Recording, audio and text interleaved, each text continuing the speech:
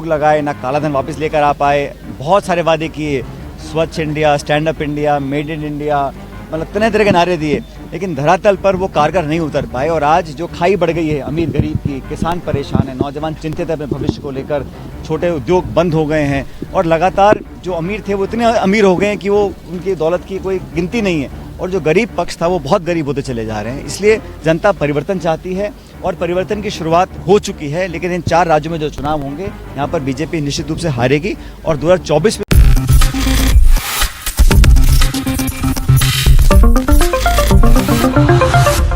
Next 9 news में आपका बहुत बहुत स्वागत है। मैं हूं आपके साथ अबरारुल हक रहमान। क्या राजस्थान में एक बार फिर से सचिन पायलट पर भरोसा जताया जा सकता है?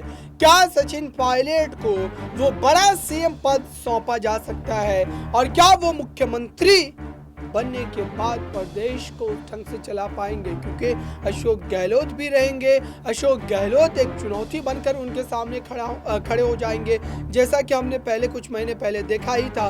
तो इस समय जब जो है सचिन पायलट पूरी तरीके से जो है पार्टी के साथ खड़े नजर आ रहे हैं, कोई भी उनके अंदर किसी भी तरीके से नाराजगी जो है वो देखने को नहीं मिल रही है, तो लोगों का ये सवाल है, आम जनता ये जानना चाहती है, क्या सचिन पायलट को सीएम पद पे जाने को लेकर के कोई आश्वासन दे दिया जा चुका है?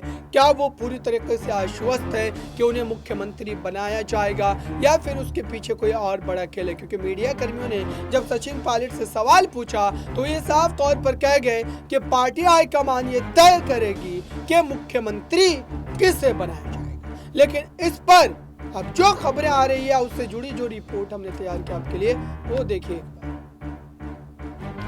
तो आपने देखा दर्शकों, लगातार जिस मामले को लेकर के राजस्थान प्रदेश में कई महीनों से राजनीतिक उठापटक देखने को मिल रही है, दरअसल उस पर अब अंतिम फैसला लेने का समय आ चुका है और उस पर फैसला लेकर राजस्थान की जनता को कहीं ना कहीं जो है संतुष्ट करना पड़ेगा कांग्रेस पार्टी को। क्योंकि अनेकों पत्रकारों को जिस प्रकार तंग करने की कोशिश की गई, छापे डाले, कईयों को डिटेन किया गया, पूछताछ की गई, तो जो स्वतंत्र प्रेस का जो एक वातावरण है उसको कहीं ना कहीं दमन और सत्ता की ताकत से दबाने की कोशिश की जा रही है। और ये संकेत देता है कि जो केंद्र नेतृत्व है, भाजपा की सरकार दिल्ली में है, वो इस बात से डर रही है कि जनमानस की सोच में अब परिवर्तन आया है। परिवर्तन हिमाचल प्रदेश में आया, कर्नाटक में आया, अब इन 4 राज्यों में चुनाव होने वाले हैं, वहाँ पर भी आएगा। और मैं ऐसा मानता हूँ कि जो कार्रवाई करी गई वो एक लोकतांत्रिक व्यवस्था में एक स्वस्थ परंपरा नहीं है। पत्रकारों को जिस प्रकार से डराने की, दबाने की कोशिश की गई, मैं उसकी निंदा करता हूँ। ऐसा नहीं होना चाहिए और एक स्वतंत्र वातावरण में सब लोगों को अपनी पत्रकारिता करने का आज़ादी होनी चाहिए। बहरहाल जो प्रचार चल रहा है, जिस प्रकार प्रधानमंत्री बार बार आ रहे हैं, मेरे ख्याल दोबारा उनका आने का प्रोग्राम है राजस्थान में, लगातार वो आ रहे हैं और आरोप राज्य सरकार पर लगा रहे हैं, लेकिन एक बार भी ये नहीं कह रहे कि पिछले 9 साल के कार्यकाल में राजस्थान प्रदेश के लिए ऐसा क्या विशेष उन्होंने किया। अब यहाँ पर आकर आप घोषणाएं कर जाएं, लेकिन जो ज्वलंत मुद्दे हैं, चाहे वो ERCP का है, चाहे हमारी जो परियोजनाएँ अटकी हुई हैं धनराशि के अभाव में, रेल परियोजनाएँ हैं, बड़ी बड़ी योजनाएँ हैं, और राजस्थान सरकार का जो हमारा धनराशि बकाया है उसको केंद्र सरकार वापस नहीं कर रही है। पूर्ण बहुमत मतलब 25 सांसद 2 बार राजस्थान में बीजेपी जीत कर गए, लेकिन राजस्थान को कोई विशेष दर्जा, कोई विशेष पैकेज, कोई बड़ी परियोजना, कोई ऐसा संसाधन का दिल्ली से कोई योगदान नहीं मिला जो हम लोगों को अपेक्षित था। अब वो लगातार प्रचार कर रहे हैं, लेकिन आपस में जो खींचतान है भारतीय जनता पार्टी के अंदर वो जग जाहिर है। मैं उस पर प्रकाश डालना नहीं चाहता हूँ, जनता सब जानती है। मैं इतना कहना चाहता हूँ कि लगातार यहाँ पर हमारी पार्टी के नेता जो आ रहे हैं और हमारे प्रदेश का जो नेतृत्व यहाँ पर हमारी सरकार पार्टी का है, लगातार हम काम कर रहे हैं और समन्वय के साथ हम लोग बहुत तेज़ गति से आगे बढ़ रहे हैं। और आज स्थिति में हम लोग कहने को हैं कि बहुत अच्छे बहुमत के साथ, इनफैक्ट मैं तो कहूँगा जो बहुमत हमको पहले नहीं मिला था पिछले कई सालों में, उससे ज़्यादा बहुमत मिलने के बाद यहाँ पर हम लोग अपनी सरकार बनाएंगे। बहुमत की उम्मीद क्या है कि ज़्यादा बहुमत? देखिए, मैं प्रदेश भर में घूम रहा हूँ, जो खिंचाव तनाव मैं देख रहा हूँ विपक्ष की पार्टियों के अंदर, और मूलतः राजस्थान में चुनाव 2 पार्टी के बीच में होता है, भाजपा और कांग्रेस। बाकी छोटे दल पहले भी चुनाव लड़ते आए हैं, आज भी चुनाव लड़ेंगे, शायद भविष्य में लड़ें, लेकिन मुख्य मुकाबला भाजपा कांग्रेस में होगा। भारतीय जनता पार्टी का जो मैं देखा है रवैया, 4.5 साल तक बिल्कुल वो आराम की नींद सो रहे थे, जनता की आवाज़ बनने की उन्होंने कोशिश भी नहीं करी। और जनता भी समझ रही है कि अब चुनाव हैं, इसलिए यात्राएं निकल रही हैं, आक्रोश यात्रा, परिवर्तन यात्रा, संकल्प यात्रा, लेकिन पब्लिक के इंटरेस्ट की कोई बात नहीं कर रहा। मैंने पहले भी कहा, राजस्थान की जनता के लिए भाजपा का क्या विजन है, क्या रोड मैप है, 5 साल में अगर आप सरकार में आएंगे तो क्या करेंगे। पहले सरकार वसुंधरा जी की थी, जनता ने इसको हराया, लेकिन इन 5 सालों में बीजेपी ने कोई वैकल्पिक व्यवस्था की कोई परियोजना जनता के सामने प्रस्तुत नहीं करी है, कोई रोड मैप ब्लूप्रिंट तैयार नहीं किया। और जो चुनावी रणनीति होती है उसमें भी कांग्रेस बहुत आगे है भाजपा से, इसलिए मुझे पूरा विश्वास है, ना सिर्फ इस जिले जहाँ का मैं प्रतिनिधि हूँ टोंक, लेकिन समूचे राजस्थान में कांग्रेस पार्टी को अच्छा बहुमत मिलेगा। ताकि बीच में लोग भी क्या करें,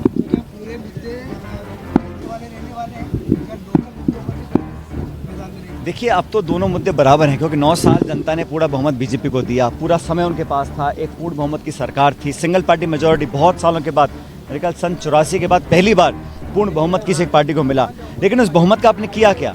आपने नोटबंदी करी, जीएसटी लगाया, आपने ना उद्योग लगाए, ना काला धन वापस लेकर आ पाए, बहुत सारे वादे किए, स्वच्छ India, stand up India, made in India, मतलब तरह तरह के नारे दिए, लेकिन धरातल पर वो कारगर नहीं उतर पाए। और आज जो खाई बढ़ गई है अमीर गरीब की, किसान परेशान है, नौजवान चिंतित है अपने भविष्य को लेकर, छोटे उद्योग बंद हो गए हैं, और लगातार जो अमीर थे वो इतने अमीर हो गए हैं कि वो उनकी दौलत की कोई गिनती नहीं है, और जो गरीब पक्ष था वो बहुत गरीब होते चले जा रहे हैं। इसलिए जनता परिवर्तन चाहती है, और परिवर्तन की शुरुआत हो चुकी है, लेकिन इन 4 राज्यों में जो चुनाव होंगे यहाँ पर बीजेपी निश्चित रूप से हारेगी। और 2024 में जो लोकसभा चुनाव होगा वो बहुत निर्णायक चुनाव है, पूरी दुनिया देखना चाहती है। और मैं ऐसा मानता हूँ कि लगातार कांग्रेस पार्टी का कद और ताकत कार्यकर्ताओं में बढ़ती जा रही है, लोगों के अंदर उनका एक सकारात्मक, लोग अपने आप को महसूस कर रहे हैं कांग्रेस के पक्ष में। इसलिए मुझे पूर्ण विश्वास है कि पहले से ज़्यादा बहुमत लेकर हम लोग जीत कर जाएंगे। एक बिदुड़ी को के खिलाफ जो है, एक बिदुड़ी को उतारा है भाई, वो तो बीजेपी का निर्णय है, किसको कहाँ चुनाव लड़ाना है, क्या जिम्मेदारी देनी है, ये तो उनका अपना निर्णय है। लेकिन पब्लिक को, एक सेकंड, पब्लिक ये अपने आप निर्णय कर लेगी कि किसको कहाँ वोट डालना है। कोशिश हर दल करेगा, हर पार्टी करेगी, लेकिन अपनी जिम्मेदारी को निभानी पड़ेगी जो अपनी पार्टी का काम करते हैं। मैं किसी व्यक्ति पर टिप्पणी नहीं करूंगा, मैं सबको जनता पे छोड़ता हूं, वो निर्णय करेंगे कि किसको वोट डालना है, किसको नहीं डालना है।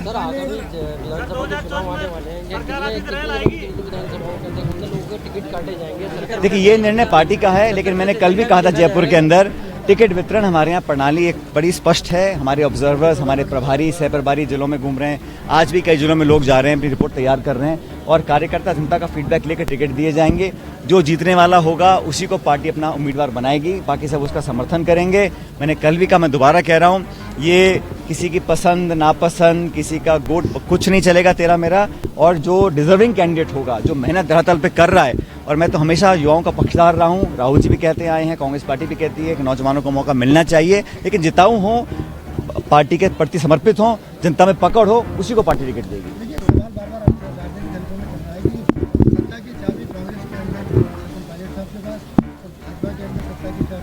सत्ता की चाबी जनता के पास होती है, जो जनता के बीच में जाएगा, अपने आप को जनता के बीच में रखेगा, लोगों के दिल दिमाग में राज करेगा, वही व्यक्ति, वही दल जनता की सेवा करने के लायक बनेगा। तो अब चुनाव में ज़्यादा समय नहीं रह गया, लेकिन ये आश्चर्य की बात है कि जो सरकार पूर्ण बहुमत की दिल्ली में है, जिसके पास 25 सांसद हैं, आज वो अपने आप को अधर में पा रहे हैं, वो निर्णय नहीं कर पा रहे किस दिशा में जाना है, ना तो प्रदेश की जनता को स्पष्ट बता पा रहे हैं वो उनके लिए क्या करेंगे, ना अपने लीडरशिप का वो तय कर पा रहे हैं कौन नेतृत्व करेगा और कौन नहीं करेगा। और जो असमंजस है, जो आपसी विवाद और खिंचाव है, वो भी जनता तक पहुंच रहा है। हमारे यहाँ हम सब मिलकर काम कर रहे हैं कांग्रेस पार्टी में, सरकार और संगठन, इसलिए मुझे पूरा विश्वास है कि मध्य प्रदेश में, राजस्थान में हम पूर्ण बहुमत सरकार आपका बनाएंगे। स्वास्थ्य कैसा है? कल आप चेकअप के लिए गए थे, आपका स्वास्थ्य कैसा है? तो प्रभारी तो भाई, प्रभारी तो पिछले चुनाव में बनाया, कौन बनता लास्ट टाइम चुनाव मुझे पता नहीं, तो प्रभारी बनने से कुछ नहीं होता, पब्लिक निर्णय करेगी किसको वोट डालना है। जनता जानना चाहती है आपका स्वास्थ्य कैसा है, चेकअप के लिए गए थे भाई, औपचारिक घोषणाएं तो पार्टी औपचारिक रूप से करेगी, लेकिन मैंने पहले भी कहा था, हमारी सबके कार्यकर्ताओं की ये दिली ख्वाहिश है कि जितनी बड़ी जीत पहले यहाँ से कांग्रेस पार्टी की हुई थी उससे ज़्यादा हो। हम लोगों ने काम किया है जनता के बीच में, और मुझे जो स्नेह और आशीर्वाद टोंक के लोगों ने दिया है उसको मैं कभी भूल नहीं सकता हूँ, और आने वाले समय में पहले से ज़्यादा बहुमत लेकर पार्टी यहाँ से जीत कर जाएगी। 24 में परिवर्तन होता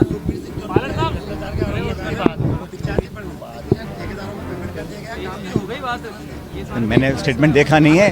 जो भी भाई चुनाव के समय आरोप लगाना को आम बात है, लेकिन जहाँ तक कामों की बात है, मैं समझता हूँ जनता निर्णय कर रही है कि पहले कितने काम हुए, अब कितने काम हुए, केंद्र सरकार ने कितने काम कराए और हमने कितने काम कराए। अगर परिवर्तन होता तो रेल कितने दिनों में आ जाएगी? ये हमारा पुराना कमिटमेंट है, हम लोग करना भी चाह रहे हैं, लेकिन ये ऐसा है, सुनो मेरी बात, डिफेंस, टेलीकम्युनिकेशन, रेलवेज, ये केंद्र सरकार के महकमे हैं। हमसे जो उम्मीद थी हमने पूरा कर दिया। जब मैं केंद्र सरकार में था हमने पूरी कार्रवाई करी थी। अब न जाने किन कारणों से इस पर कार्रवाई आगे नहीं हो पाई है। इसका जवाब तो हमारी सरकार बने तो हम कर ही रहे थे, लेकिन केंद्र सरकार, आपकी घोषणा आज भी हम कमिटमेंट हैं यार, लेकिन केंद्र सरकार ने जो बेरुखी दिखाई है उसका जवाब जनता देगी। मैं तो उतना कहना चाहता हूं कि जो परियोजनाएं राज्य सरकार की हैं उनमें कोई कमी नहीं छोड़ी, चाहे मेडिकल हो, चाहे स्कूल हो, चाहे कॉलेज हो, चाहे सड़क बिजली हो, लेकिन जो गवर्नमेंट ऑफ इंडिया के डिपार्टमेंट्स हैं उस पर केंद्र सरकार को रुचि दिखानी चाहिए थी, नहीं दिखाई, उसका मुझे बहुत खेद है। जो परंपरागत वोट बैंक है वो कहीं ना कहीं छिटकते नजर आ रहे हैं। फिलहाल इस खास रिपोर्ट में बस इतना ही। जुड़े बड़ी खबरों के लिए नेक्स्ट न्यूज़।